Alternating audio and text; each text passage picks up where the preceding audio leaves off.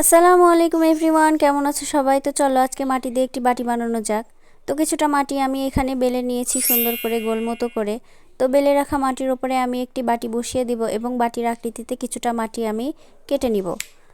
এরপর কেটে রাখা মাটির চারদিক দিয়ে আমি চাকু দিয়ে খাঁজ কেটে নিব এবং এর উপর দিয়ে আবার লিকুইড কাদা আমি হাত দিয়ে সুন্দর মতো বসিয়ে দিব।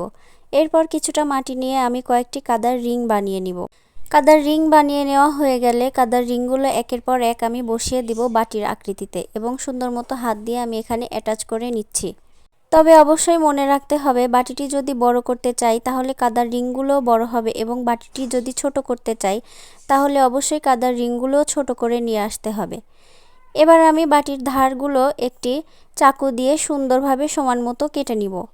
এরপর কাপড় দিয়ে সুন্দর করে মসৃণ করে নিব, আবার ধারগুলো কাপড় দিয়ে সমান করে নিব যেন উঁচু নিচু না থাকে।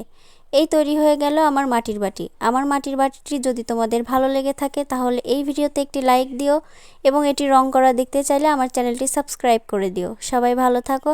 আল্লাহ হাফেজ।